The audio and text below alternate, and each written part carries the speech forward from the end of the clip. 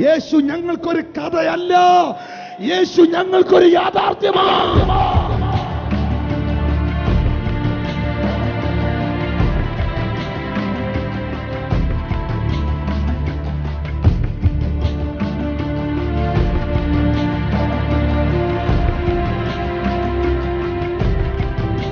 Jesus is alive.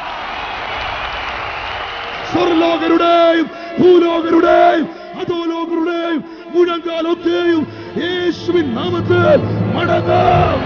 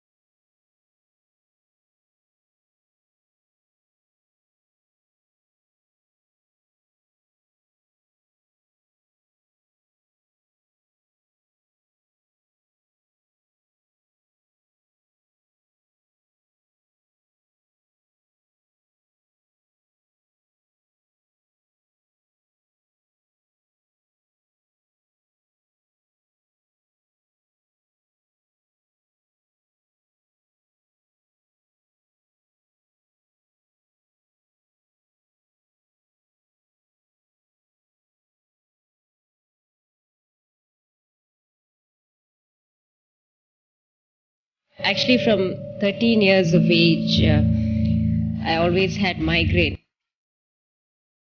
The pain was unbearable. I used to take around 12 to 16 tablets a day. They did CT, they did MRI, they could not find out why I was having this severe pain. Medical science is so advanced and they can't treat something like headaches.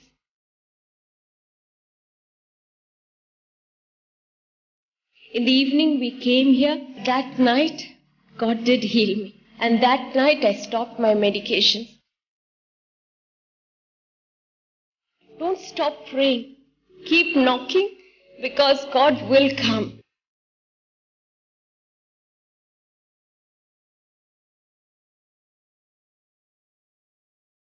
Wheel ചെയറിൽ ഇരുന്ന് പ്രാർത്ഥിച്ചപ്പോൾ ചിരട്ട തെന്നി ആ സ്ഥാനത്ത് വന്നു. Wheel ചെയറിൽ ഇരുന്ന വ്യക്തിയായി തുള്ളിച്ചാടുന്നേ.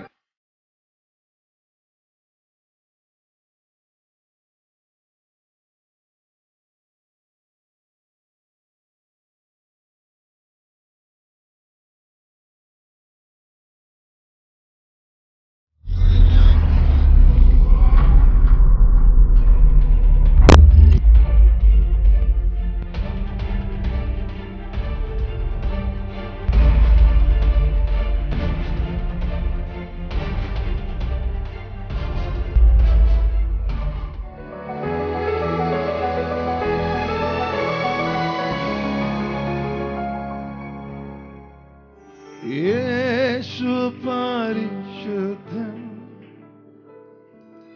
യേശു പരിശുദ്ധൻ, യേശു പരിശുദ്ധൻ, യേശു പരിശുദ്ധൻ. ഒരുമിച്ച് ചേർന്ന് പടിയാണ്ട്.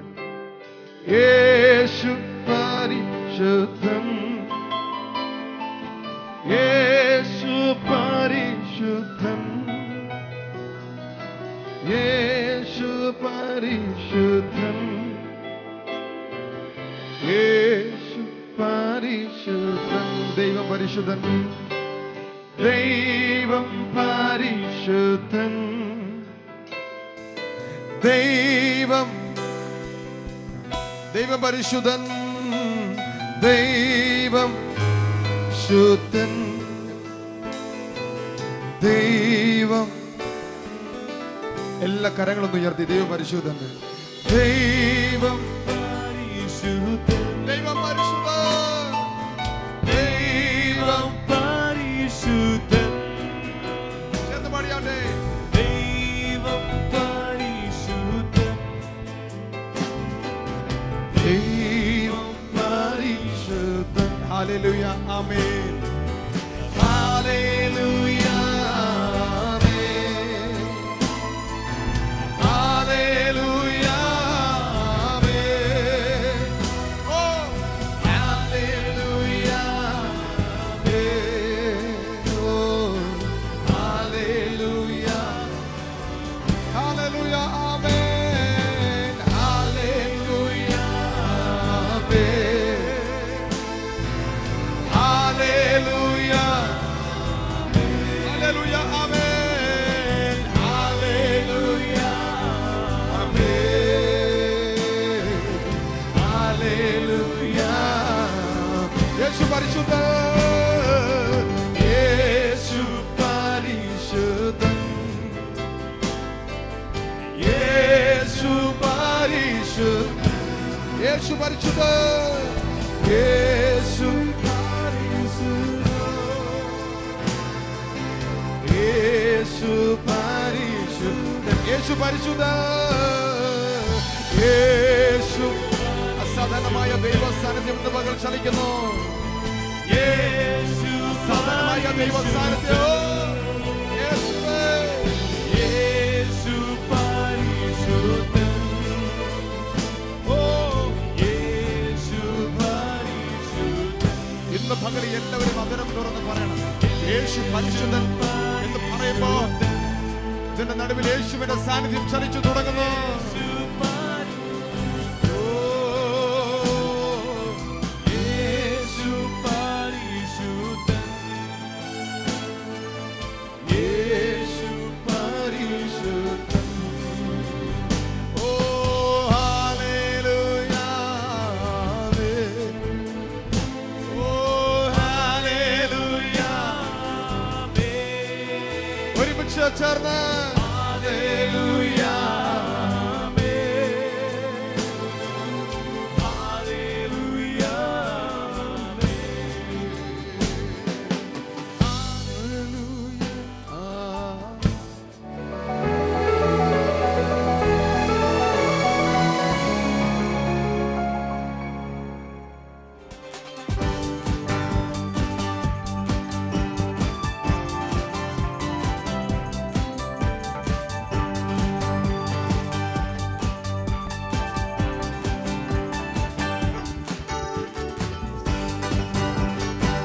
എല്ലാ കരങ്ങളുടെ വിശ്വരിയുടെ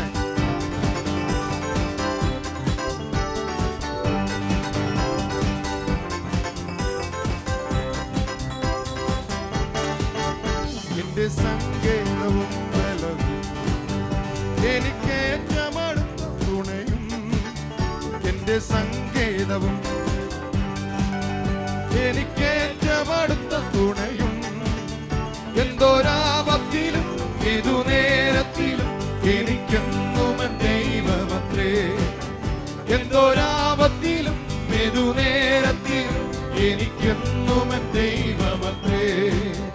ഇരുൾ തിങ്ങിടും പാതകളിൽ, കരൾ വിങ്ങിടും വേളകളിൽ, ഇരുൾ തിങ്ങിടും പാതകളിൽ, കരൾ വിങ്ങിടും വേളകളിൽ, അരികിൽ വരുവാൻ കൃപകൾ തരുവാൻ ആരുമില്ലിതുപോലൊരുവൻ. അരികിൽ വരുവാൻ കൃപകൾ തരുവാൻ ആരുമില്ലിതുപോലൊരുവൻ. എന്റെ സങ്കേതവും ബലവും എനിക്കേറ്റമടുത്ത തുണയും, എന്റെ സങ്കേതവും എനിക്കേറ്റമടുത്ത തുണയും, എന്തോരാപത്തിലും ഏതു നേരത്തിലും എനിക്കെന്നും എൻ ദൈവമത്രേ. എന്തോരാപത്തിലും ഏതു നേരത്തിലും എനിക്കെന്നും എൻ ദൈവമത്രേ. എല്ലാ ഭാരങ്ങളും ചുമക്കും എന്നും താങ്ങി എന്നെ നടത്തും എല്ലാ ഭാരങ്ങളും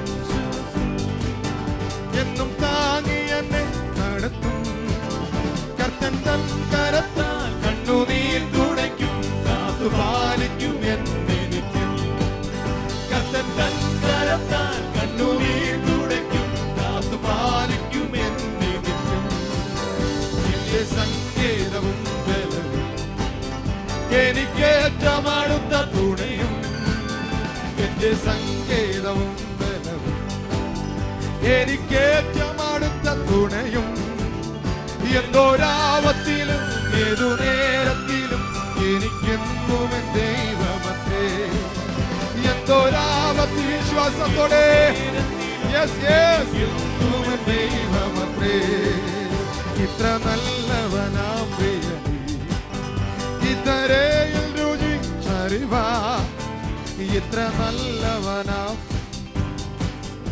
ഇതരയിൽ രുചിച്ചറിവാ ഇടയായ ദിനാളൊടുവിൽ വരെയും ഇനിയും മതിയാ ഇടയായ ദിനാളൊടുവിൽ വരെയും ഇനി എനിക്കൊന്നും താൻ മതിയാ എന്റെ സങ്കേതവും ബലവും എനിക്കേറ്റം അടുത്ത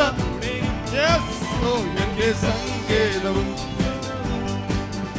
എനിക്കേറ്റം അടുത്ത തുണയും എന്തോരാപത്തിലും ഏതു നേരത്തിലും എനിക്കെന്നും എൻ ദൈവമത്രേ എന്തോരാപത്തിലും ഏതു നേരത്തിലും എനിക്കെന്നും എൻ ദൈവമത്രേ എന്നെ തന്നരികിൽ ചേർക്കും എത്രയും വേഗം വിടുന്ന എന്നെ തന്നരികിൽ എത്രയും വേഗം വിടുന്ന പുത്തൻ ോടെ ഞാൻ കാത്തിരിക്കൂ പുത്തനാ ഭവനം എത്തി വിശ്രമിപ്പായോടെ ഞാൻ കാത്തിരിക്കൂ എന്റെ സങ്കേതവും ബലവും എനിക്കേറ്റം അടുത്ത തുണയും എന്റെ സങ്കേതവും ബലവും എനിക്കേറ്റം അടുത്ത തുണയും എന്തോരാപത്തിലോ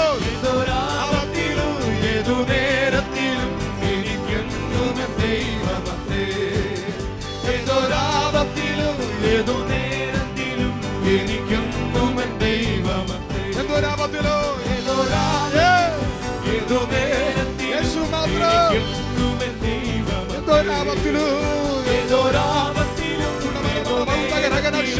എനിക്കെന്നും എൻ ദൈവമത്രേ ഇരുട്ടിങ്ങിടും പാതയിൽ കരൾ വിങ്ങിടും വേളകളിൽ ഇരുൾ തിങ്ങിടും പാതകളിൽ കരൾ വിങ്ങിടും വേളകളിൽ അരികിൽ വരുവാൻ കൃപകൾ തരുവാൻ ഇതുപോലൊരു അരികിൽ വരുവാൻ കൃപകൾ തരുവാൻ ഇതുപോലൊരു അരികിൽ വരുവാൻ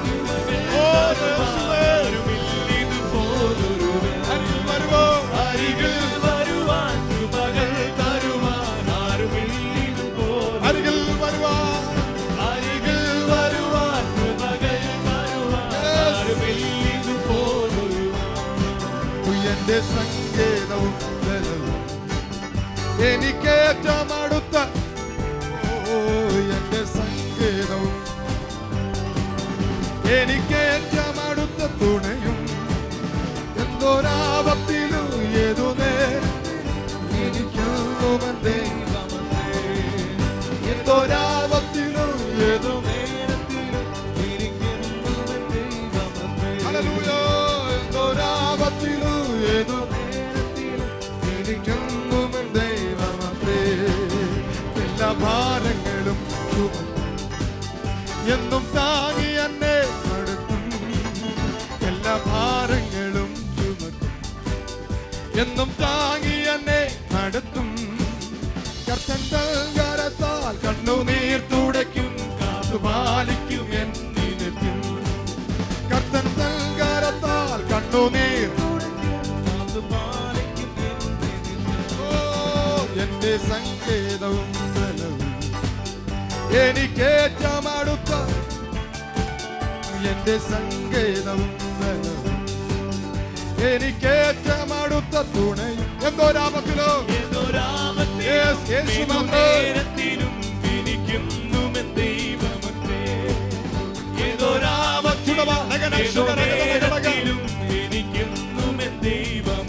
എന്തോരാപത്തിലോ ഏതോരാപത്തിലും ഏതോ ആമേൻ ആമേൻ ആമേൻ ദൈവമത്രേ എന്തോരാപത്തിലും ഏതോ നേരത്തിലും എനിക്കെന്നും ദൈവമത്രേ എല്ലാരും ഏകമായി കൂടി സന്തോഷമായ ആരാധി ശക്തിയോടെ എല്ലാരും ഏകമായി സന്തോഷമായ ആരാധി കർത്തനവൾ വല്ലവനായി വെളിപ്പെടുമേ അവൻ നല്ലവനായി കർത്തനവൻ വല്ലവനായി വെളിപ്പെടുമേ അവൻ അത്ഭുതമേശുവിൻ നാമം ഈ ഭൂമിയിലെങ്ങും ഉയർത്തിടാം ആമേൻ അത്ഭുതമേശുവിൻ നാമം ഈ ഭൂമിയിലെങ്ങും ഉയർത്തിടാം ആമേൻ നീട്ടിയ തൃക്കരത്താലും പരിശുദ്ധാത്മശക്തിയാലും നീട്ടിയ തൃക്കരത്താലും പരിശുദ്ധാത്മശക്തിയാലും ഓ തിരുവചനം അതിധൈര്യമായി ഉരച്ചിടുക സഹോദരനെ ഓ തിരുവചനം അതിധൈര്യമായി ഉരച്ചിടുക സഹോദരനെ അത്ഭുതമേശുവിൻ നാമം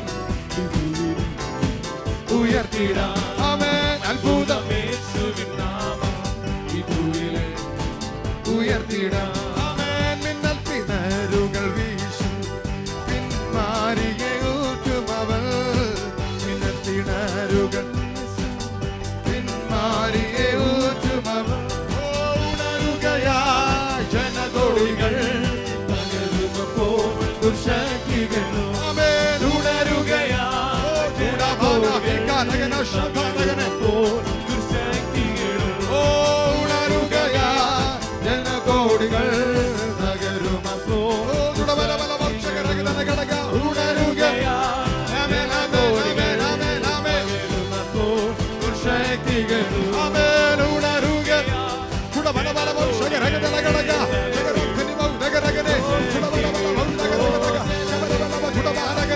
മിന്നൽ പിണറുകൾ ഇന്ന് പകൽ വീശും മിന്നൽ പിണറുകൾ ഇന്ന് പകൽ വീശും പിന്മാരിയെ അവൻ ഊറ്റും അഗ്നിയുടെ അഭിഷേകം അവൻ പകരും ഇന്ന് പകൽ മിന്നൽ പിണറുകൾ വീശും ആമേൻ ആമേൻ ആമേൻ ആമേൻ ചുടബലബലബ ഉടകരകന ചുടബലബലബ ചുടിവിനി വിശാഖാരകന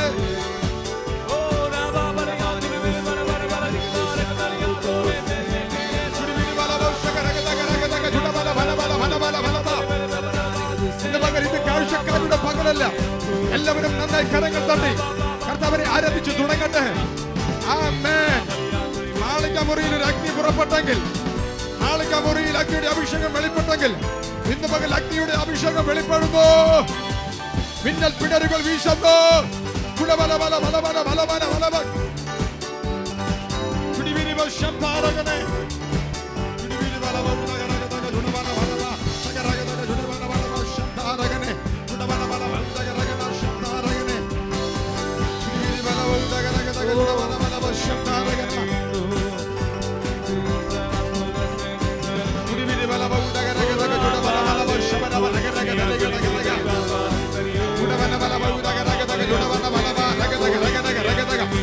ഇന്ന് പകൽ അടുത്തിരിക്കുന്നവരെ ശ്രദ്ധിക്കാതെ കരങ്ങൾ തട്ടി ദൈവസ്ഥാനത്തെ അനുഭവിക്കട്ടെ അവൻ മറ്റാരും ലഭിച്ചിട്ടില്ലാത്ത ചില അഭിഷേകത്തിന്റെ പകർച്ച ഇന്ന് പകൽ സ്വർഗം ചെയ്യുകയാണ് ആ നാമത്തിൽ ഇന്ന് പകൽ അത്ഭുതം സംഭവിക്കുകയാണ് ആ നാമത്തിൽ ഇന്ന് പകൽ വിടുതൽ സംഭവിക്കുകയാണ് ചില കുടുംബങ്ങളിൽ ദൈവപ്രവൃത്തി വെളിപ്പെടുന്നു ആരാധനയിൽ തലമുറകളിൽ ദൈവപ്രവൃത്തി വെളിപ്പെടുന്നു ആരാധനയിൽ ചില വാഗ്ദത്തങ്ങൾ ഇന്ന് പകൽ വെളിപ്പെടുന്നു ആരാധനയിൽ ഓ ചുടബലബലബ ഉദകരകതക ചുടബലബലബ ഓ ചുടബലബലബ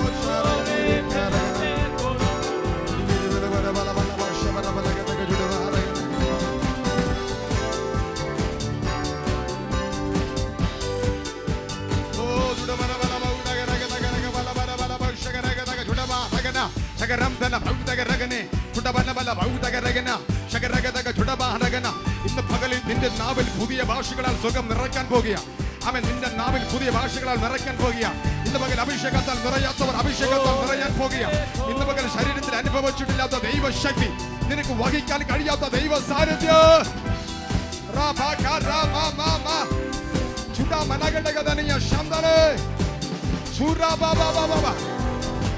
ഈശാജിന്റെ പദ്ധതികളെ മുൻകൂട്ടി തിരിച്ചറിയുന്ന അഭിഷേകത്തിന്റെ പകർച്ച, അവന്റെ ശയനഗൃഹത്തിൽ അവൻ പറയുന്ന വാക്കുകൾ മുൻകൂട്ടി തിരിച്ചറിയുന്ന അഭിഷേകം.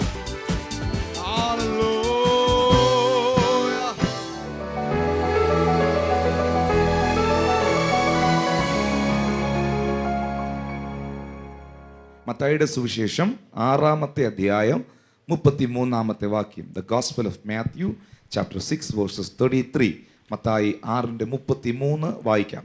മുമ്പേ അവന്റെ രാജ്യവും നീതിയും അന്വേഷിക്കുവീൻ, അതോടുകൂടെ ഇതൊക്കെയും നിങ്ങൾക്ക് കിട്ടും. ഇങ്ങനെയാണ് യേശു പറഞ്ഞത്. ആദ്യം എൻ്റെ രാജ്യവും നീതിയും നിങ്ങൾ അന്വേഷിക്കുക, അതോടുകൂടെ ഇതൊക്കെയും നിങ്ങൾക്ക് കിട്ടും. ആദ്യം ദൈവരാജ്യമായാൽ ലോകം 2-ാം സ്ഥാനത്താവും. കർത്താവ് ഇവിടെ പറഞ്ഞിരിക്കുന്ന സ്റ്റേറ്റ്മെന്റ് നിൽക്കുക. നമ്മൾ എടുക്കുന്ന വിഷയം ആത്മലോകവും ഭൗതിക ലോകവും എന്നുള്ള വിഷയമാണ്. യേശു കർത്താവ് ഇവിടെ പഠിപ്പിക്കുന്നു, മുൻപേ ആദ്യം അവൻ്റെ രാജ്യവും നീതിയും നിങ്ങൾ അന്വേഷിക്കുവീൻ, അതോടുകൂടെ ഇതൊക്കെയും, ഭൗതിക ലോകത്തിലുള്ളതൊക്കെയും അല്ലെങ്കിൽ ആത്മീയ ലോകത്തിലുള്ളതൊക്കെയും, ദൈവം നിങ്ങൾക്ക് വേണ്ടി ഒരുക്കി വെച്ചിട്ടുള്ളതൊക്കെയും നിങ്ങൾക്ക് കിട്ടും. പക്ഷേ ഇത് നിങ്ങൾക്ക് ലഭ്യമാകണമെങ്കിൽ ആദ്യം ജീവിതത്തിൽ എന്തായി മാറണം? ആദ്യം ഫസ്റ്റ് പ്രിഫറൻസ്, ഒന്നാമത്തെ പ്രിഫറൻസ് നിങ്ങൾ കൊടുക്കേണ്ടത് ദൈവരാജ്യത്തിനാകണം. ഞാൻ ഇന്ന് വളരെ ഗൗരവമേറിയ, വളരെ വളരെ വളരെ വളരെ എൻ്റെ ജീവിതത്തിൽ ഞാൻ പഠിച്ചതിൽ, ദൈവം എന്നെ പഠിപ്പിച്ചതിൽ, ഞാൻ ധ്യാനിച്ചതിൽ ഏറ്റവും പവർഫുള്ളായ ഒരു സബ്ജക്റ്റിലേക്കാണ് ഞാൻ കയറിയിരിക്കുന്നത്. ഇത് നിങ്ങൾക്ക് കുറച്ചും കൂടെ ശ്രദ്ധയോടെ ഇരുന്നാൽ മാത്രമേ മനസ്സിലാകത്തുള്ളൂ. ഇത് നിങ്ങൾ മനസ്സിലാക്കി കഴിഞ്ഞാൽ നിങ്ങൾ ഈ ഭൂമിയിൽ ക്രിസ്തുവിൻ്റെ ജയാളികളായി ജീവിക്കും. ദൈവത്തിൽ മാത്രം ആശ്രയമുള്ളവരായി നിങ്ങൾ ജീവിക്കും. ഏത് വിഷയത്തെ നിങ്ങൾ ഈസിയായി ഹാൻഡിൽ ചെയ്യും. ആദ്യം ദൈവരാജ്യമായാൽ ലോകം, ലോകപരമായ കാര്യങ്ങൾ ഇതെല്ലാം 2-ാം സ്ഥാനത്താകും. ലോകവും അതിലുള്ളതൊക്കെയും 2-ാം സ്ഥാനത്താകണം എന്നാണ് കർത്താവ് നമ്മളെ പഠിപ്പിച്ചത്. അതുകൊണ്ടാണ് യേശു ആ വാക്ക് പറഞ്ഞത്, മുൻപേ അവൻ്റെ രാജ്യം അന്വേഷിപ്പീൻ. ആദ്യം നിങ്ങളുടെ ജീവിതത്തിൽ, എൻ്റെ ജീവിതത്തിൽ ഫസ്റ്റ് പ്രിഫറൻസ് ദൈവത്തിനും അവൻ്റെ രാജ്യത്തിനും ആകണം, ആയിത്തീരണം. അങ്ങനെ ആയിത്തീർന്നാൽ ബാക്കിയുള്ളതെല്ലാം 2-ാം സ്ഥാനത്തായി തീരും. നമുക്കെങ്ങനെ ദൈവരാജ്യം കാണാൻ കഴിയും? ദൈവരാജ്യം നമുക്ക് കാണാൻ കഴിയുമോ? അല്ലെങ്കിൽ എന്തിനാണ് ഒരു മനുഷ്യൻ, മുൻപേ അവൻ്റെ രാജ്യം അന്വേഷിക്കാനല്ലേ കർത്താവ് പറഞ്ഞേ? എന്തിനാണ് ഒരു മനുഷ്യൻ ദൈവരാജ്യം അന്വേഷിക്കുന്നത്? അല്ലെങ്കിൽ എൻ്റെ ഉള്ളിലുള്ള മനുഷ്യ ആത്മാവിന് ദൈവരാജ്യവുമായിട്ടുള്ള ബന്ധം എന്താ? ഇങ്ങനെയൊക്കെ അങ്ങ് ജീവിച്ചാൽ പോരെ? പിള്ളേരെയും വളർത്തി വീട്ടിലെ കാര്യങ്ങൾ മാത്രം നോക്കി പോകുന്ന പഴയ പരിപാടിക്കൊക്കെ തുടർന്നും പോയി ആ പഴയ മനുഷ്യനായി, ആ പഴയ വ്യക്തിയായി തന്നെ തുടർന്നും ജീവിച്ചാൽ പോരെ എന്നുള്ള ചോദ്യങ്ങൾക്ക് ഇന്ന് പകൽ പരിശുദ്ധാത്മാവ് ഈ വചനത്തിലൂടെ നിങ്ങൾക്ക് ഉത്തരം തരികയാണ്. ഹല്ലേലൂയ. അപ്പോൾ നമ്മളിപ്പോൾ പഠിക്കുന്നത് ദൈവരാജ്യം ഒന്നാമതായി തീരണം, ദൈവരാജ്യത്തെ ഒന്നാമതായി കാണണം, ദൈവത്തെ ഒന്നാമതായി കാണണം. ആ സമയം ബാക്കിയുള്ളതെല്ലാം 2-ാമതായി മാറും. എന്താണ് ദൈവരാജ്യത്തെക്കുറിച്ചുള്ള യേശുവിൻ്റെ കൺസെപ്റ്റ്? ലൂക്കോസിന്റെ സുവിശേഷം 17-ാമത്തെ അധ്യായം അതിൻ്റെ 20-21 വാക്യങ്ങൾ നിങ്ങൾ ശ്രദ്ധിക്കുക ഗൗരവമായി. ലൂക്കോസ് സുവിശേഷം 17-ാം അധ്യായം 20-21 വചനങ്ങൾ വായിക്കാം. ദൈവരാജ്യം എപ്പോൾ വരുന്നു എന്ന് പരീശന്മാർ ചോദിച്ചതിന്, ദൈവരാജ്യം കാണത്തക്കോണമല്ല വരുന്നത്, ഇതാ ഇവിടെയെന്നും അതാ അവിടെയെന്നും പറയുകയുമില്ല, ദൈവരാജ്യം നിങ്ങളുടെ ഇടയിൽ തന്നെ ഉണ്ടല്ലോ എന്ന് അവൻ ഉത്തരം. നിങ്ങളെല്ലാവരും ശ്രദ്ധിക്കേണ്ട വളരെ ഗൗരവമേറിയൊരു വിഷയം. പലരുടെയും കൺസെപ്റ്റ് എന്ന് പറയുന്നത് ദൈവരാജ്യം എന്ന് പറഞ്ഞാൽ സ്വർഗരാജ്യമാകുന്നു എന്നാണ്. അല്ല, ഇത് രണ്ടും രണ്ടാണ്. സ്വർഗരാജ്യം, മരണത്തിനപ്പുറമായ ജീവിതം നയിക്കുന്ന സ്ഥലം, അല്ലെങ്കിൽ കർത്താവ് തൻ്റെ വിശുദ്ധന്മാരെ ചേർക്കുവാൻ ഗംഭീരനാദത്തോടും പ്രധാന ദൂതന്റെ ശബ്ദത്തോടും ദൈവത്തിന്റെ കാഹളത്തോടും കൂടെ ഭൂമിയിൽ വന്ന് വിശുദ്ധന്മാരെ കൊണ്ടുപോയി പാർപ്പിക്കുന്ന സ്ഥലമാണ് സ്വർഗരാജ്യം. എന്നാൽ ദൈവരാജ്യം എന്ന് പറയുന്നത് അതല്ല. യേശു കർത്താവ് പറയുന്നു, ദൈവരാജ്യത്തിൽ ഇനി നിങ്ങൾ പോകാൻ പോവല്ല, ദൈവരാജ്യം ഇപ്പോൾ നിങ്ങളുടെ ഇടയിലുണ്ട്. എപ്പോഴാണ് യേശു കർത്താവ് ഇത് പറഞ്ഞത്? വളരെ അത്ഭുതങ്ങൾ, വളരെ വിടുതലുകൾ നടന്നപ്പോൾ ആ ദേശത്തിൽ യേശുക്രിസ്തുവിന്റെ ശുശ്രൂഷയിൽ വലിയ സന്തോഷം വെളിപ്പെട്ടപ്പോൾ പരീശന്മാർ, പ്രമാണിമാർ, പള്ളിപ്രമാണികൾ, സദൂക്യന്മാർ വന്ന് യേശുവിനോട് ചോദിക്കുകയാണ്, ദൈവരാജ്യം, നീ പറയുന്ന ദൈവരാജ്യം എപ്പോൾ വരും? അപ്പൊ നിങ്ങൾ ഓർക്കുക, യേശുക്രിസ്തുവിനോടാണ് ദൈവരാജ്യത്തെ കുറിച്ച് ചോദിക്കുന്നത്. മാത്സ് അറിയാവുന്നവനോട് മാത്രമേ മാത്സിനെ കുറിച്ച് ചോദിക്കത്തുള്ളൂ. ഫിസിക്സ് പഠിച്ചവനെ ഫിസിക്സ് പഠിപ്പിക്കാൻ നോക്കൂ. ഹലോ, ഒരു ഡോക്ടറിന് മാത്രമേ ഒരു പേഷ്യന്റിനെ ട്രീറ്റ് ചെയ്യാൻ നോക്കൂ. അങ്ങനെയാണെങ്കിൽ ദൈവരാജ്യത്തെ കുറിച്ച് നീ ഞങ്ങൾക്ക് പറഞ്ഞു തരണമെന്ന് ഈ വിമർശിക്കുന്ന പരീശന്മാർ പോലും പറയണമെങ്കിൽ ഇവൻ ദൈവരാജ്യത്തെ കുറിച്ചുള്ള വെളിപ്പാട് പ്രാപിച്ചവനാണ്. Hallelujah, hallelujah. യേശു കർത്താവിന്റെ ശുശ്രൂഷയിൽ, യേശു കർത്താവിന്റെ മെസ്സേജുകൾ നിങ്ങൾ ശ്രദ്ധിക്കുക. ദൈവരാജ്യം സമീപിച്ചിരിക്കയാൽ നിങ്ങളെല്ലാവരും മാനസാന്തരപ്പെടുവീൻ എന്നവൻ പ്രസംഗിച്ചു തുടങ്ങി. അപ്പോൾ യേശുക്രിസ്തു ഈ ഭൂമിയിൽ വന്നത്, സ്വർഗത്തിലായിരുന്നവൻ സ്വർഗീയ മഹിമകളെ വിട്ട് താണഭൂമിയിലേക്ക് ഇറങ്ങി വന്നത് മറ്റൊരു രാജ്യത്തെ കുറിച്ച് ജനത്തെ ബോധവാന്മാരാക്കാനാണ്. ആ രാജ്യമാണ് ദൈവത്തിന്റെ രാജ്യം. ആ രാജ്യത്തിലെ രാജാവാണ് കർത്താവായ യേശുക്രിസ്തു. Is a kingdom principle. Kingdom principle നിങ്ങൾ മനസ്സിലാക്കണം. നമ്മുടെ ഭാരതത്തിൽ ഡെമോക്രസിയാണ്. ഡെമോക്രസി ആയിരിക്കുന്ന നമ്മുടെ രാജ്യത്തിൽ നമുക്കത് മനസ്സിലാക്കാം. എന്താണ് അതിന്റെ അർത്ഥം? ജനാധിപത്യ രാജ്യം, ജനങ്ങളാൽ തിരഞ്ഞെടുക്കുന്ന രാജ്യം. പക്ഷേ യഥാർത്ഥ കിങ്ഡം പ്രിൻസിപ്പിൾ എന്ന് പറഞ്ഞാൽ, കിങ്ഡം എന്ന് പറഞ്ഞാൽ, രാജകീയ ഭരണം എന്ന് പറഞ്ഞാൽ അങ്ങനല്ല. ഇപ്പോൾ സൗദി അറേബ്യയിൽ ചെന്നാൽ അവിടെ ഒരു രാജാവേ ഉള്ളൂ. അദ്ദേഹത്തെ ജനം തെരഞ്ഞെടുത്തതല്ല, തലമുറയായി ആ രാജകീയ ഭരണം കൈമാറി വരികയാണ്. അപ്പോൾ ഒരു രാജ്യത്തിന്റെ പ്രത്യേകത, രാജകീയ ഭരണത്തിന്റെ പ്രത്യേകത, അവിടെ ഒരു രാജാവേ ഉള്ളൂ. അവിടെ ആ രാജാവ് പറയുന്നതാണ് അവിടുത്തെ നിയമം. രാജാവ് കൽപ്പിച്ചാൽ അതുപോലെ തന്നെയാ, രാജാവ് പ്രസ്താവിച്ചാൽ അതുപോലെ തന്നെയാ. അങ്ങനെങ്കിൽ now we are in the kingdom of God. We have the king. He is not a king, he is a king of kings. He is a lord of lords. നമ്മളായിരിക്കുന്ന ദൈവരാജ്യത്തിലാണ്. ഈ രാജ്യത്തിലെ രാജാവാണ് കർത്താവായ യേശുക്രിസ്തു. അവൻ കൽപ്പിച്ചു, അങ്ങനെ തന്നെ സ്ഥാപിതമായി. അവൻ പ്രസ്താവിച്ചു, അങ്ങനെ തന്നെ സംഭവിക്കുന്നു. ഹല്ലേലൂയ. പരീശന്മാർ ചോദിക്കുന്നു, ദൈവരാജ്യം എപ്പോൾ വരും? അപ്പൊ കർത്താവിന്റെ മറുപടി, ദൈവരാജ്യം കാണത്തക്കവണ്ണമല്ല വരുന്നത്. ഇതാ ഇവിടെയെന്നും ഇതാ അവിടെയെന്നും പറയുകയില്ല. ഇനി വരാൻ പോകുന്നതേ ഉള്ളെന്ന് പറയുകയില്ല. കുറച്ചുകൂടെ വെയിറ്റ് ചെയ്യ, ഇനി അത് വെളിപ്പെടുമെന്ന് പറയുകയില്ല. ദൈവരാജ്യം നിങ്ങളുടെ ഇടയിൽ തന്നെ ഉണ്ടല്ലോ. ഇതിനെക്കുറിച്ച് പൗലോസ് ഒരു പ്രസ്താവന നടത്തുന്നുണ്ട് റോമർക്കെഴുതിയ ലേഖനത്തിൽ. ദൈവരാജ്യം ഭക്ഷണവും പാനീയവുമല്ല, നീതിയും സമാധാനവും പരിശുദ്ധാത്മാവിലുള്ള സന്തോഷവുമാണ്. അപ്പോൾ ദൈവരാജ്യത്തിന്റെ ഡെഫിനിഷൻ പൗലോസ് വ്യക്തമാക്കുന്ന എങ്ങനെയാണ്? വെറുതെ ഭക്ഷണം കഴിച്ച്, ആഹാരം കഴിച്ച് സാധാരണ മനുഷ്യൻ ജീവിക്കുന്ന പോലെ ജീവിതം നയിക്കുന്ന ഒരു അനുഭവമല്ല ദൈവരാജ്യത്തിലുള്ളത്. ദൈവരാജ്യത്തിലുള്ളവന്റെ അനുഭവം, അവൻ നീതീകരിക്കപ്പെട്ടവനായിരിക്കും, അവൻ സമാധാനമുള്ളവനായിരിക്കും, അവൻ സന്തോഷമുള്ളവനായിരിക്കും. ഇന്ന് പകൽ നീതിയും സമാധാനവും പരിശുദ്ധാത്മാവിലുള്ള സന്തോഷവും ഇതിനകത്ത് അയക്കുന്ന ദൈവത്തിന് സ്തോത്രം. ജീവിതത്തിൽ ഏറ്റവും പ്രധാനപ്പെട്ട കാര്യങ്ങളാണത്. നിങ്ങളിൽ എത്ര പേർ ഈ ഭൂമിയിലെ നീതിമാന്മാരായി, നീതിമതികളായി, നീതീകരിക്കപ്പെട്ടവരായി ജീവിക്കാൻ ആഗ്രഹിക്കുന്നു? നിങ്ങളിൽ എത്ര കുടുംബങ്ങൾ സമാധാനമുള്ള കുടുംബങ്ങളായിരിക്കാൻ ആഗ്രഹിക്കുന്നു? നിങ്ങളിൽ എത്ര പേർ നിങ്ങളുടെ മരണം വരെയും നിങ്ങൾ സന്തോഷമുള്ളവരായിരിക്കാൻ ആഗ്രഹിക്കുന്നു? അങ്ങനെങ്കിൽ we are welcome to kingdom of God. ഹല്ലേലൂയ. ദൈവരാജ്യത്തിലേക്ക് നിങ്ങളെ ഞങ്ങൾ സ്വാഗതം ചെയ്യുന്നു. ദൈവരാജ്യത്തിലേക്ക് നിങ്ങളെ ഞങ്ങൾ ക്ഷണിക്കുന്നു. ഹല്ലേലൂയ. അപ്പോൾ നിങ്ങളുടെ ചോദ്യം, ദൈവരാജ്യത്തിൽ എനിക്ക് എങ്ങനെ പ്രവേശിക്കാൻ കഴിയും? ഈ ചോദ്യം നിങ്ങൾ ചോദിക്കുന്നതിന് മുമ്പ് വളരെ വൃദ്ധനായ, പക്വതയുള്ള, ആ കാലഘട്ടത്തിൽ സമൂഹത്തിൽ ഉന്നതനായ ഒരു മനുഷ്യൻ ചോദിച്ചു യേശുവിനോട്. അവന്റെ പേരാണ് നിക്കോദിമോസ്. ഇതേ ചോദ്യം യേശുവിനോട് ചോദിച്ചു.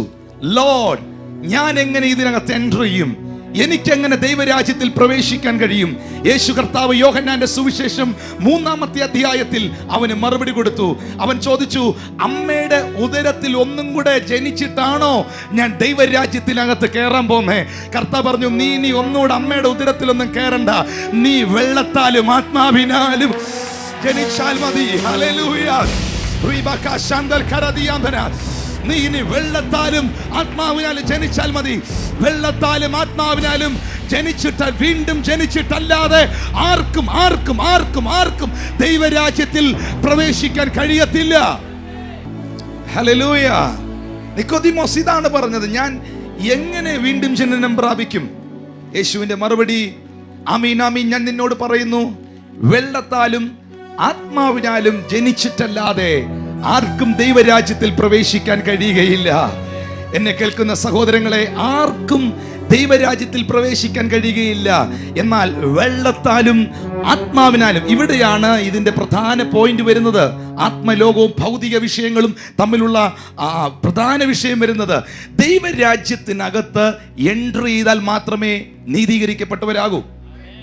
ദൈവരാജ്യത്തിനകത്ത് എൻട്രി ചെയ്താൽ പെട്ടാൽ മാത്രമേ സമാധാനമുള്ളവരാകൂ. ദൈവരാജ്യത്തിനകത്ത് പ്രവേശിച്ചാൽ മാത്രമേ ഇന്ന് നമ്മൾ പാടിയതുപോലെ ജയത്തിന്റെ സന്തോഷത്തിന്റെ പാട്ടുകൾ പാടാൻ കഴിയത്തുള്ളൂ. So we are entering, we need the kingdom of God. ദൈവത്തിന്റെ രാജ്യത്തിൽ നമുക്ക് പ്രവേശിക്കാതിരിക്കാൻ കഴിയത്തില്ല. Hallelujah, hallelujah. ഇന്ന് പലരുടെയും കൺസെപ്റ്റ് എന്ന് പറയുന്നത് ദൈവരാജ്യത്തിൽ പ്രവേശിക്കുന്നത് സഭ എടുക്കപ്പെട്ടതിന് ശേഷമാണെന്നാ. ഇന്ന് പലരുടെയും കൺസെപ്റ്റ് എന്ന് പറയുന്നത് മരണത്തിന് ശേഷമാണ് ഞാൻ ദൈവരാജ്യത്തിൽ പോന്നേന്നാ. ഹല്ലേലൂയ. എന്നാൽ മറ്റൊരു കൂട്ടർ ഇവിടെ ഉണ്ട്, അവരിപ്പോൾ തന്നെ ദൈവരാജ്യത്തിൽ ജീവിക്കുന്നവരാണ്. ഒരു കൂട്ടർ സഭ എടുക്കപ്പെട്ടതിന് ശേഷം ദൈവരാജ്യത്തിൽ പോകാനിരിക്കുന്നു. ഞാൻ പറയുന്നത് സ്വർഗരാജ്യത്തെ കുറിച്ചല്ല. സഭ എടുക്കപ്പെട്ടതിന് ശേഷം ഒരു കൂട്ടർ ദൈവരാജ്യത്തിൽ പോകാനിരിക്കുന്നു. ആമേൻ, സ്തോത്രം, ഹല്ലേലൂയ. കർത്താവിന്റെ വരവിന് ശേഷം ഒരു കൂട്ടർ ദൈവരാജ്യത്തിൽ പ്രവേശിക്കാനിരിക്കുന്നു.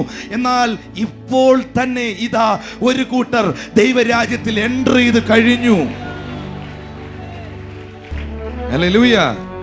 ഞാൻ ഈ വിഷയത്തെക്കുറിച്ച് കുറച്ചും കൂടെ ആഴമായി പഠിപ്പിക്കുമ്പോൾ പല കാര്യങ്ങളും നിങ്ങൾക്ക് മനസ്സിലാകും. ഹല്ലേലൂയ. ഈ തലക്കെട്ട് നിങ്ങൾ മറക്കാതിരിക്കുക.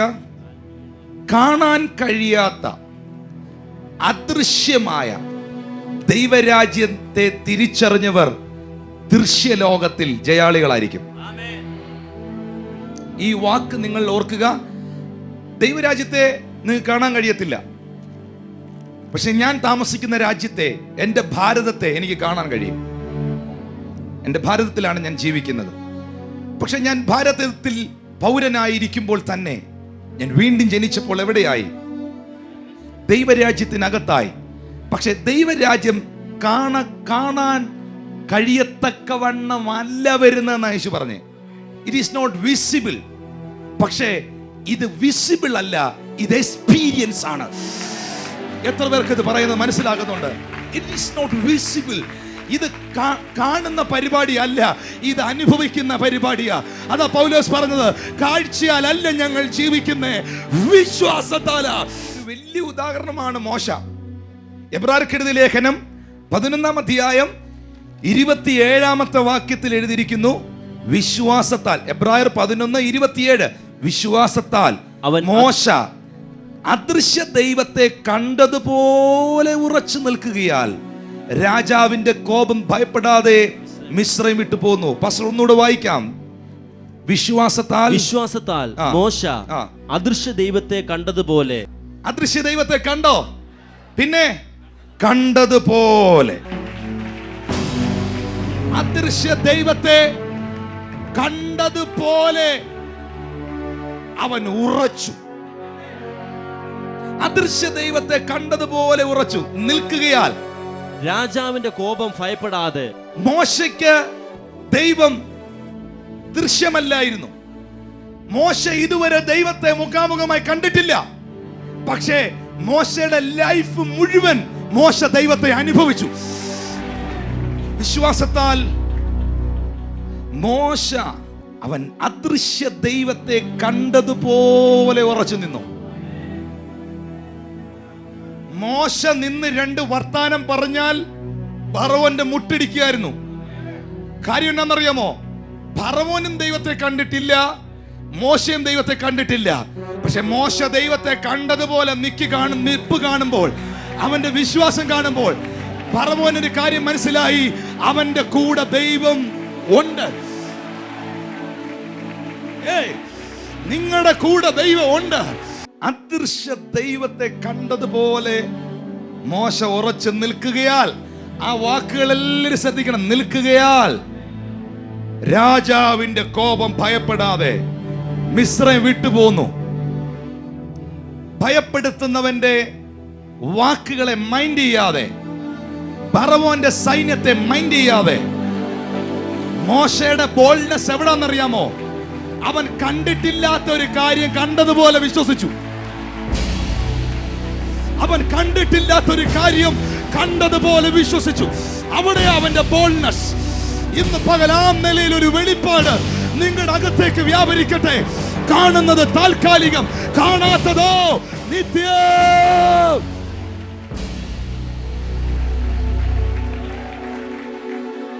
Oh my God. ദൈവദാസന്മാരെ, ഈ ഒരു റെവലേഷൻ മതി അകത്ത് ജയാളികളായി നിൽക്കാൻ. രാജാവിന്റെ കോപം ഭയപ്പെടാതെ മിസ്രൈം വിട്ടുപോന്നു. എന്തുകൊണ്ട്? വിശ്വാസത്താൽ മോശ അദൃശ്യ ദൈവത്തെ കണ്ടതുപോലെ ഉറച്ചു നിന്നു. കണ്ടില്ല, പക്ഷെ കണ്ടതുപോലെ ഉറച്ചു നിന്നു. അതാണ് ദൈവരാജ്യം. എനിക്കിത് കാണാൻ കഴിയത്തില്ല, പക്ഷെ എനിക്കിതെന്റെ ജീവിതത്തിൽ അനുഭവിക്കാൻ കഴിയും. എന്ന് ഞാൻ രക്ഷിക്കപ്പെട്ടോ അന്ന് എന്റെ ജീവിതം മാറി. എന്ന് യേശുവിനിൽ വന്നോ അന്നെന്റെ പെരുമാറ്റം മാറി. എന്ന് യേശുവിനിൽ വന്നോ അന്നെന്റെ വാക്കുകൾ മാറി. ഇപ്പോൾ ഞാൻ പഴയ ആളല്ല. ഇപ്പോൾ ഞാൻ പഴയ ആളല്ല. ഇതെന്റെ ജീവിതത്തിൽ ഞാൻ അനുഭവിക്കുന്നു. ഒരേ സമയത്ത് നാം 2 മണ്ഡലങ്ങളിൽ ജീവിക്കുന്നവരാണ്. ഭൗതിക കണ്ണുള്ള ഭൗതിക ശരീരം ദൃശ്യലോകത്തിലും, അതേ സമയത്ത് തന്നെ വേറൊരാൾ അകത്ത് ജീവിക്കുന്നുണ്ട്. ആത്മീയ കണ്ണുള്ള ആത്മീയ മനുഷ്യൻ ആത്മലോകത്തിലും. ഇനി ആത്മീയ ലോകത്തിൽ 2 രാജ്യങ്ങളുണ്ട്. ഞാൻ പറഞ്ഞല്ലോ, ഭൗതിക കണ്ണുള്ള ഭൗതിക മനുഷ്യൻ, അവന്റെ ദൃഷ്ടി, അവന്റെ ചിന്ത, അവന്റെ കേൾവി ഭൗതിക രാജ്യത്തിൽ, ഈ ലോകത്തിൽ. അപ്പോൾ തന്നെ അവന്റെ അകത്തൊരു ആത്മീയ മനുഷ്യൻ ജനിച്ചിട്ടുണ്ട്. ആ ആത്മീയ മനുഷ്യൻ ജനിച്ചപ്പോഴാണ് നമുക്കൊരു പേര് വന്നത്, ബോൺ അഗെയിൻ ക്രിസ്ത്യൻ. ആത്മലോകത്തിൽ 2 രാജ്യങ്ങളുണ്ട്. ദൃശ്യലോകത്തിൽ കാണപ്പെടുന്ന വിസിബിൾ ആയിട്ടുള്ളത്. ആത്മലോകത്തിൽ 2 രാജ്യങ്ങളുണ്ട്. ഒന്ന് ദൈവത്തിന്റെ രാജ്യം, 2 പിശാചിന്റെ രാജ്യം. ആത്മലോകത്തിൽ 2 രാജ്യങ്ങളുണ്ട്. ഒന്ന് ദൈവത്തിന്റെ രാജ്യം, 2 പിശാചിന്റെ രാജ്യം. ദൃശ്യലോകത്തിൽ ഒറ്റ രാജ്യമേ ഉള്ളൂ, ഈ കാണുന്ന നോക്കിയാൽ. അതിനപ്പുറത്തൊന്നുമില്ല. നമുക്ക് നിൽക്കാനുള്ളത് ആത്മലോകത്തിലാണ്. കാരണം നിങ്ങൾ ഇതൊരു ഭയങ്കര വെളിപ്പാടാണ്. നിങ്ങൾ ഓർക്കുക, അപ്പോസ്തലന്മാരും യേശുവും ഒക്കെ ജീവിച്ചത് ദൃശ്യലോകത്തിലാണെങ്കിലും ദൃശ്യലോകത്തിൽ അവരുടെ ശരീരം മാത്രമേ ഉള്ളായിരുന്നു. ദൃശ്യലോകത്തിൽ ഈ ശരീരം, ഈ ദേഹം മാത്രമേ ദൃശ്യലോകത്തിൽ ഉണ്ടായിരുന്നുള്ളൂ. അവരുടെ കാഴ്ചപ്പാടും അവരുടെ മിനിസ്ട്രിയും അവരുടെ മുഴുവൻ കാര്യങ്ങളും ആത്മമണ്ഡലത്തിലായിരുന്നു. 1 കൊരിന്ത്യർ 4-ാം അധ്യായം 9-ാമത്തെ വാക്യത്തിൽ പൗലോസ് പറയുന്ന ഒരു സ്റ്റേറ്റ്മെന്റ് ഉണ്ട്.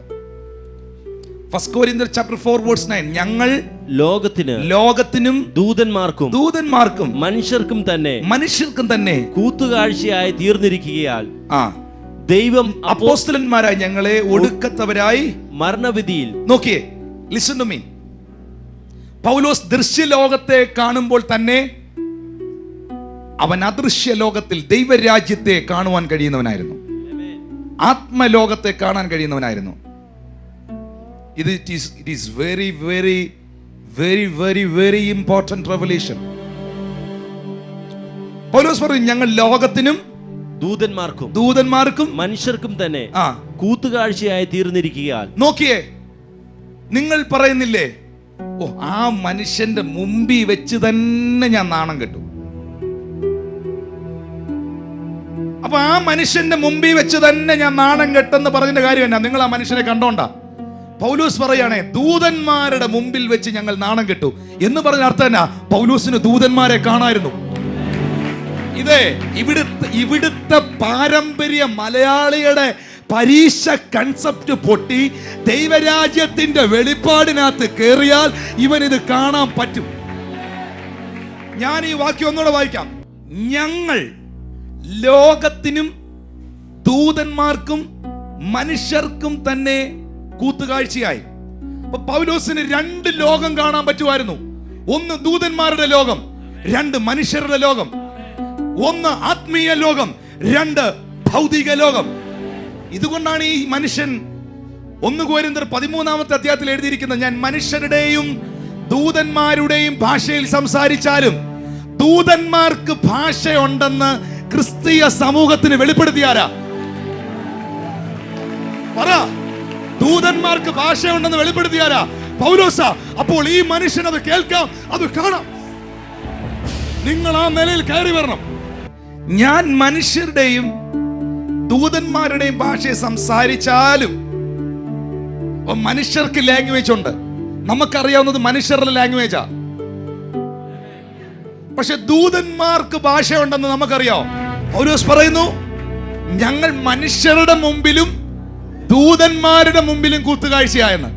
എന്ന് പറഞ്ഞ് ഞങ്ങൾ അനുഭവിക്കുന്നതൊക്കെ ദൃശ്യ ലോകത്തിലുള്ള മനുഷ്യൻ മാത്രമല്ല കണ്ടത്, ഞങ്ങളെ വലയം ചെയ്ത് നിൽക്കുന്ന ദൂതന്മാരെ കണ്ടു. അപ്പോൾ ഈ മനുഷ്യൻ രണ്ട് നിലയിൽ ജീവിച്ചു. അവൻ ഭൗതിക കണ്ണുകൾ കൊണ്ട് ദൃശ്യലോകത്തിലും ആത്മീയ കണ്ണുകൾ കൊണ്ട് ആത്മീയ മണ്ഡലത്തിലും അവൻ ജീവിച്ചു. പൗലോസിന്റെ ജീവിതത്തിൽ എല്ലാത്തിനും അവൻ 1-ാം സ്ഥാനം ദൈവരാജ്യത്തിന് കൊടുത്തു. ഇനി ഇവിടെ കൊണ്ടും തീർന്നില്ല, ഒത്തിരി ഉദാഹരണമുണ്ട്. പൗലോസ് ദൃശ്യലോകത്തിലുമായിരുന്നു, ആത്മീയ ലോകത്തിലുമായിരുന്നു. 1 തീമോത്തിയോസ് 5-ാം അധ്യായം 21-ാമത്തെ വാക്യം ഇതിലും പവർഫുള്ളാ. 1 തിമോത്തി ചാപ്റ്റർ 5 വേഴ്സ് 21. നീ പക്ഷമായി, തിമോത്തിയോസിന് പറയാണ്, നീ പക്ഷമായി ഒന്നും ചെയ്യാതെ കണ്ട് മുൻവിധി കൂടാതെ ഇവ പ്രമാണിച്ചു കൊള്ളണമെന്ന് ഞാൻ ദൈവത്തെയും ക്രിസ്തുവിനെയും ശ്രേഷ്ഠ ദൂതന്മാരെയും സാക്ഷിയാക്കി നിന്നോട് കൽപ്പിക്കുന്നു. വായിച്ചേ. നീ പക്ഷമായി ഒന്നും ചെയ്യാതെ കണ്ട് സിദ്ധാന്തം കൂടാതെ ഇവ പ്രമാണിച്ചു കൊള്ളണമെന്ന് ഞാൻ ദൈവത്തെയും ക്രിസ്തുയേശുവിനെയും ശ്രേഷ്ഠ ദൂതന്മാരെയും സാക്ഷിയാക്കി നിന്നോട് കൽപ്പിക്കുന്നു. ഇങ്ങോട്ട് നോക്കിയേ, ഈ മനുഷ്യൻ ആയിരുന്നു എൻ്റെ കല്യാണത്തിന്റെ സാക്ഷി. കാണാൻ പറ്റുന്ന, എനിക്കറിയാൻ പറ്റുന്ന, എനിക്ക് മനസ്സിലാക്കാൻ പറ്റുന്ന, ഞാൻ കൂടുതലായി ഇടപെടുന്ന ഒരു വ്യക്തിയാണ് ഞാൻ സാക്ഷിയാക്കുന്നത്.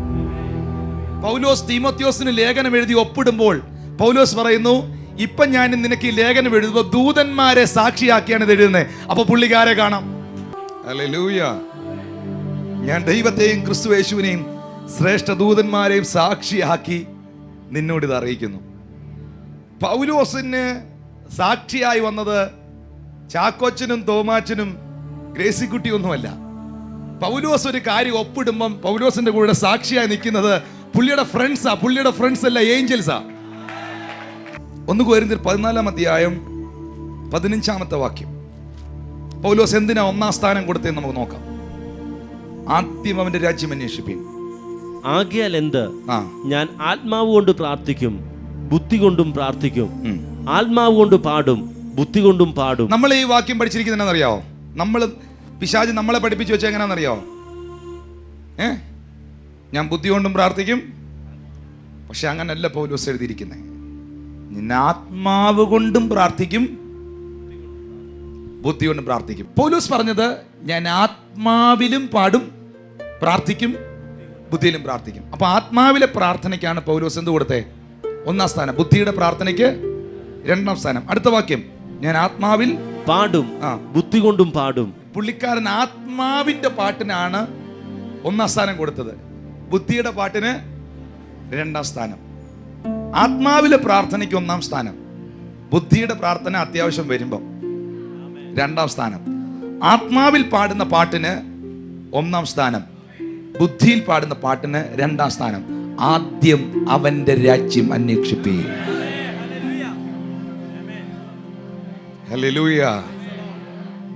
ഇത് കർത്താവിന്റെ ഒരു ഉപമയിൽ, it is very big big big revelation. ഇതൊരു വലിയൊരു ഉദാഹരണം കർത്താവ് പറഞ്ഞേ. ഇത് പറയാൻ ഞാൻ ആഗ്രഹിക്കുന്നു. മത്തായിയുടെ സുവിശേഷം 13-ാം അധ്യായം 44-ാമത്തെ വാക്യത്തിൽ യേശു പറയുന്നു, സ്വർഗരാജ്യം വയലിൽ ഒളിച്ചു വെച്ച നിധിയോട് സദൃശ്യം. ഹലോ. അതൊരു മനുഷ്യൻ കണ്ട് മറച്ചിട്ടു, തന്റെ സന്തോഷത്താൽ ചെന്ന് വയൽ വാങ്ങി സ്വന്തമാക്കി പുള്ളി അതിനെ. ആ വാക്യം വായിച്ചേ. സ്വർഗരാജ്യം വയലിൽ ഒളിച്ചു വെച്ച് നിധിയോട് സദൃശ്യം. എല്ലാരും നോക്കുക. വയൽ കാണപ്പെടുന്നത്, വയല് കാണാം, പക്ഷേ ഈ നിധി, ഇതിനകത്തിരിക്കുന്ന നിധി, ഈ ദൃശ്യ ലോകത്തിലിരിക്കുന്ന അദൃശ്യമായ ഈ കാര്യത്തെ ആർക്കും കാണാനൊക്കത്തില്ല. എന്നാൽ കൃപയാൽ ഒരുത്തൻ ഇത് കണ്ടു. അത് കണ്ടവരായി ഇവിടെ ഇരിക്കുന്ന മുഴുവൻ ആൾക്കാരും. ഇവിടെ ദൃശ്യലോകത്തിൽ മണ്ണിന് വേണ്ടിയും പൊന്നിനു വേണ്ടിയും കസേരയ്ക്ക് വേണ്ടിയും കണ്ടത്തിന് വേണ്ടിയും വസ്തുവിന് വേണ്ടിയും അടിപിടി ഉണ്ടാക്കുക, കസേരയ്ക്ക് വേണ്ടി ബഹളം ഉണ്ടാക്കുക. ഇവിടെ ഒരു ബുദ്ധിമാൻ, അവന് മനസ്സിലായി പൊടിയേക്കാൾ നല്ലത് നിധിയാണ്. നമ്മുടെ സംസ്കാരത്തിൽ, നമ്മുടെ ദേശത്ത് ഈ പൊടിക്ക് വേണ്ടിയ അടി. പക്ഷെ ഇതിന്റെ ഇടയിൽ നിധി കണ്ട ചിലരുണ്ട്. അവരിപ്പോ പൊടിയെ മണ്ണിനെയൊക്കെ മറന്നിരിക്കുക. സ്വർഗരാജ്യം വയലിൽ ഒളിച്ചു വെച്ച നിധിയോട് സദൃശ്യം. ഇത് നിധിയാണെന്ന് നിങ്ങൾക്ക് അറിയാൻ പറ്റണമെങ്കിൽ ഇത് കാണാൻ പറ്റണം. അല്ലെങ്കിൽ ഇത് കരിക്കട്ടയാ, അല്ലെങ്കിൽ ഇത് ചെമ്പ, അല്ലെങ്കിൽ നിങ്ങൾക്ക് പറയാം അവിടെ എന്തോ ഒരു സാധനം ഉരുണ്ടിരിക്കുന്ന ഇവരുടെയൊക്കെ, ഇതിപ്പോ പിള്ളേരുടെയൊക്കെ പരിപാടിയാ, ഇതൊക്കെ തട്ടിപ്പാ, ഇതൊക്കെ വെറുതെയാ. ചുമ്മാ നോക്കുന്നവന് ഇത് തട്ടിപ്പാ, വിമർശിക്കാൻ വന്നിരിക്കുന്നവന് ഇതൊന്നും അല്ല. പക്ഷെ ഇതൊന്ന് ചൊവ്വേ നോക്കിയവന് നിധിയാ. ഇതൊന്ന് ചൊവ്വേ നോക്കിയവന്, ഇതൊന്ന് ആത്മാവിൽ നോക്കിയവന്, ഇതൊന്ന് ജീവിതത്തിൽ നോക്കിയവന് ഇത് നിധിയാ, ഇത് ഡിപ്പോസിറ്റാ. ഈ മനുഷ്യൻ ഇത് കണ്ടിട്ട് എന്നാ ചെയ്തെന്നറിയോ? ഇത് മറച്ചിട്ടു. തന്റെ സന്തോഷത്താൽ ചെന്ന് തനിക്കുള്ളതൊക്കെയും വിറ്റ് ആ വയൽ വാങ്ങി. എന്ന് പറഞ്ഞാൽ ഇത് നിധിയാന്ന് കണ്ടപ്പം പുള്ളിയുടെ കയ്യിലുള്ള പൊടിയൂടെ കൊടുത്തു. ഇത് നിധിയാന്ന് കണ്ടപ്പോ കയ്യിലുള്ള പൊടിയും കൂടെ കൊള്ളി തൂക്കി വിറ്റു. എന്നിട്ട് പുള്ളി വന്നു. നോക്കിയേ, ഇതിനകത്ത് വലിയ 2 വെളിപ്പാടുകളുണ്ട്. ഒന്ന്, ഇതെന്താണെന്ന് കാണാൻ കഴിയണം, കണ്ട് അനുഭവിക്കാൻ കഴിയണം. 2, കണ്ട് അനുഭവിച്ചതിന്റെ പ്രത്യേകത എന്നറിയോ? തന്റെ സന്തോഷത്താൽ ചെന്നു. തന്റെ സന്തോഷത്താൽ. എന്തിന്റെ സന്തോഷം? പൊടി കണ്ട സന്തോഷമല്ല, ഇതുവരെ ഒരുത്തനും കാണാത്ത നിധി കണ്ട സന്തോഷം. ഈ മനുഷ്യൻ ഇത് നിധിയാണെന്ന് തിരിച്ചറിഞ്ഞു. ഇത് പലർക്കും ചെമ്പായിരുന്നു, ഇത് ചുമ്മാ വഴി പോയവന് ഇരുമ്പായിരുന്നു, ഇത് ചുമ്മാതെ നോക്കിയവനെ കല്ലായിരുന്നു. പക്ഷെ അടുത്ത് ചെന്ന് നോക്കിയവന് മനസ്സിലായി ഇത് നിധിയാണ്.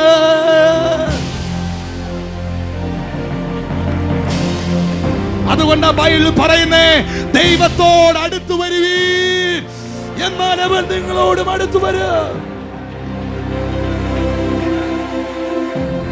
Glory to God. ഇത് കണ്ടു. എന്നിട്ട് പുള്ളി ചെയ്തതെന്നറിയോ? സന്തോഷിച്ചു. സന്തോഷത്താൽ ചെന്ന് തനിക്കുള്ളയും കൂടെ വെച്ചിട്ട്, ഇന്ന് ഞാൻ പറയും, ഇത് നിധിയാന്ന് കണ്ടവൻ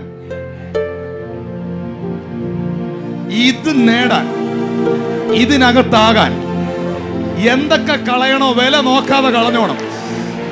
നിന്റെ പദവിയുടെ വില നോക്കാതെ ഇത് നിധിയാണെന്ന് തിരിച്ചറിയാ. ഇതിന്റെ വില തിരിച്ചറിഞ്ഞവർ പിന്നെ തന്റെ കയ്യിലുള്ള സാധനത്തിനൊന്നും ഇത്രയും വിലയില്ലാതായി.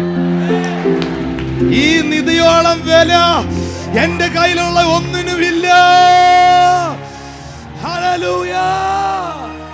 മത്തായിയുടെ സുവിശേഷം 26 അധ്യായം 52-53 വാക്യത്തിൽ യേശു കർത്താവ് പറയുന്നു, എന്റെ പിതാവിനോട് ഇപ്പോൾ തന്നെ 12 ലഗ്യോനിലും അധികം ദൂതന്മാരെ എന്റെ അരികെ നിർത്തേണ്ടതിന് എനിക്ക് അപേക്ഷിച്ചു കൂടാ എന്ന് തോന്നുന്നുവോ? കർത്താവായ യേശുവിനെ ഗെത്സമന തോട്ടത്തിൽ വെച്ച് പടയാളികൾ പിടിച്ചു കെട്ടിയപ്പം കർത്താവിനെ അവർ ഉപദ്രവിക്കാൻ, യേശുവിനെ ഉപദ്രവിക്കാൻ തുടങ്ങിയപ്പോൾ പത്രോസ് എന്നാ ചെയ്തെന്നറിയാമോ? ഈ ശത്രുക്കളെ വിരട്ടി ഓടിക്കാൻ വാളെടുത്തു. കർത്താവ് പറഞ്ഞു, വാളെടുക്കുന്നവൻ വാളാൽ തീരും. പത്രോസ്, നീ എന്തുവാ ചിന്തിക്കുന്നേ? നീ എന്തുവാ മനസ്സിലാക്കിയേ? നിനക്ക് ഈ ഒരു പടയാളിയുടെ ചെവിയല്ലേ ഇറക്കാൻ പറ്റൂ? അല്ലെ, ഇവിടെ ഇപ്പൊ എത്ര പേര് നിപ്പോണ്ട്? ഞാൻ പറയാം, യേശുവിനെ പിടിച്ചു കെട്ടാൻ എത്ര പേര് വന്നു കാണും? കൂടിപ്പോയ 300, ഇത്രയൊന്നും ഇല്ല. അല്ലെങ്കിൽ 500, അല്ലെ പോട്ടെ 1000. ഇതിൽ കൂടുതലൊന്നും വന്നു കാണില്ല പിടിച്ചു കെട്ടാൻ. ഇത്രയും പേരൊന്നും വരണ്ട പിടിച്ചു കെട്ടാൻ ഒരാളെ. പക്ഷെ കർത്താവ് ഇവിടെ പറഞ്ഞ സ്റ്റേറ്റ്മെന്റ് കേൾക്കണോ? പത്രോസേ, ഇവിടെ വേണ്ടത് 12 ലഗ്യോനിലും അധികം ദൂതന്മാരെയാ. അയ്യോ, ഇത് ക്യാച്ച് ചെയ്യണം, ശ്രദ്ധിച്ച് കേൾക്കണം. ഒരു ലഗ്യോൻ എന്ന് പറഞ്ഞാൽ 6000. റോമ പട്ടാളത്തിന്റെ കണക്കാണ്. ഒരു ലഗ്യോൻ പട്ടാളക്കാരെന്ന് പറഞ്ഞാൽ 6000 പട്ടാളക്കാർ. ഒരു ലഗ്യോൻ ദൂതൻ എന്ന് പറഞ്ഞാൽ 6000 ദൂതന്മാർ. Praise the Lord. അപ്പം 12 ലഗ്യോൻ ദൂതന്മാരെ ഇവിടെ ഇറക്കേണ്ട ആവശ്യം വന്നാൽ ഞാൻ ഇറക്കും. അല്ലെങ്കിൽ ഇവിടെ ആവശ്യം ഉണ്ടെന്നാ കർത്താവ് പറഞ്ഞേ. നോക്കുക, ഇത് ആത്മാവിൽ ചിന്തിച്ചാലേ മനസ്സിലാവും. 12 എന്ന് പറയുമ്പോൾ 6000 ഇൻറ്റു 12, 72,000 ദൂതന്മാരെ ഇവിടെ ഇറക്കാം. പത്രോസേ, നിനക്ക് ഈ 300 പേരെ കാണാൻ പറ്റുന്നുള്ളൂ. ഇനി എല്ലാവരും കേൾക്കണം, ഇത് ഇറ്റ്സ് വെരി ബിഗ് റെവലേഷൻ. നിനക്ക് ഈ 300 പേരെ കാണാൻ പറ്റുന്നുള്ളൂ, അല്ലെ 1000 പേരെ. ഇതിനെ കണ്ടോണ്ടാ നീ വാളെടുത്തേ.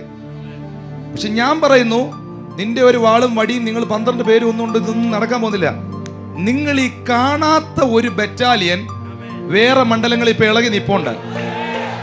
300 1000 പേരുടെ കാര്യമേ ഉള്ളൂ. കർത്താവ് ഇവിടെ പറയുന്നത് ഇവിടെ 72,000 ദൂതനെ വേണമെന്നാ.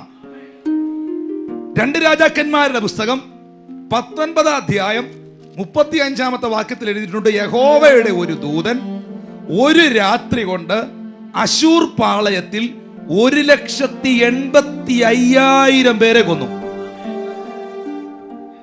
യഹോവയുടെ ഒരു ദൂതൻ അശൂർ പാളയത്തിൽ ഇറങ്ങി ഒറ്റ രാത്രി കൊണ്ട്, ഒരു ദൂതൻ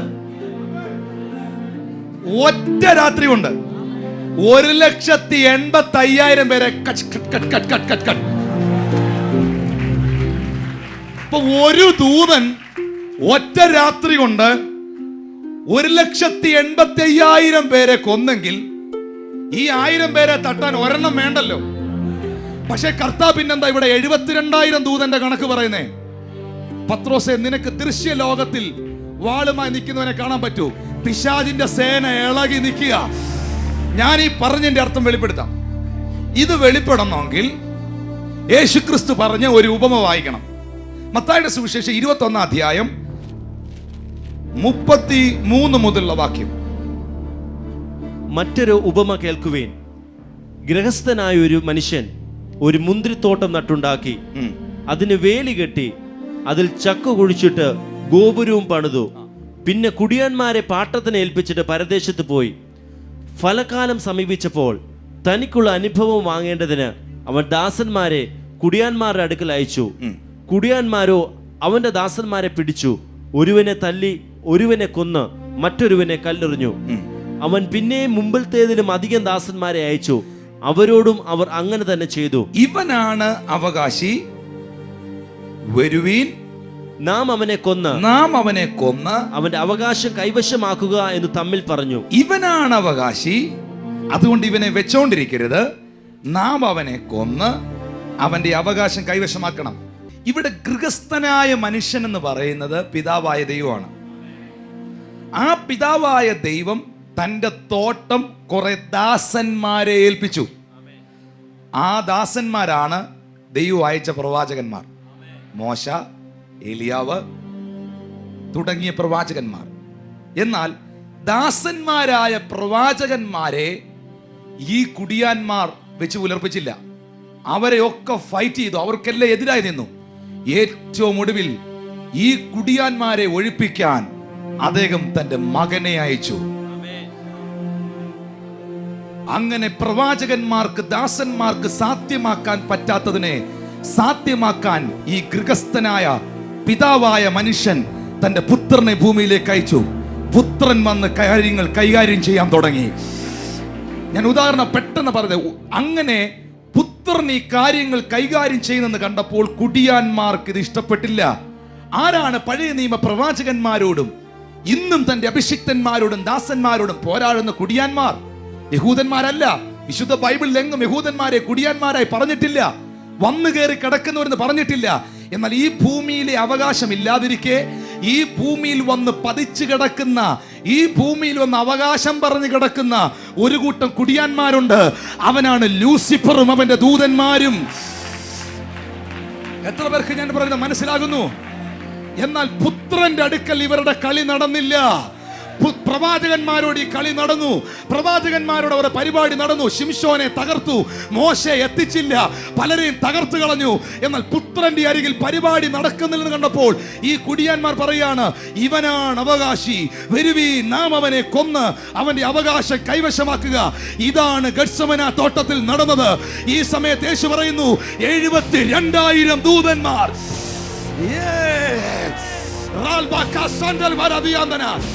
ഇന്ന് പകൽ എനിക്കും നിങ്ങൾക്കും കാണാൻ കഴിയാത്ത ആത്മമണ്ഡലത്തെ യേശു കാണുന്നു.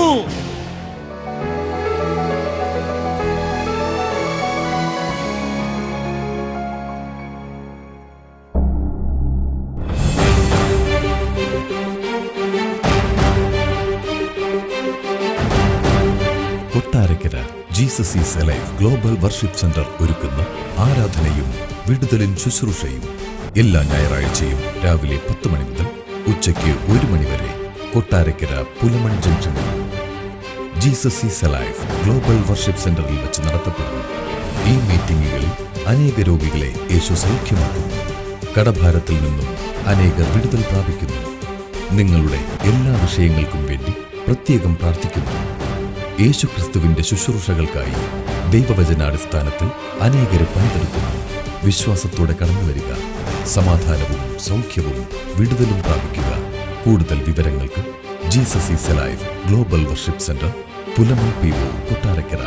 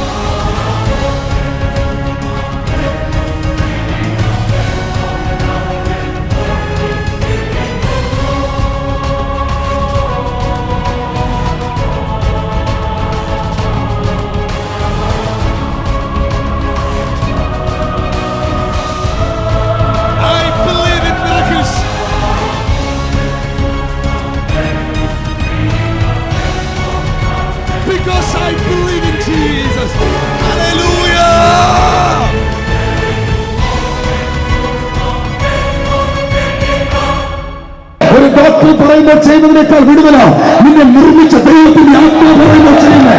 ഇപ്പൊ എനിക്ക് ഒരുപാട് വ്യത്യാസമുണ്ട്, ഒരുപാട് സുഖമുണ്ട്. ദൈവം ഞങ്ങളുടെ കുഞ്ഞിനോട് കാരണം തോന്നി.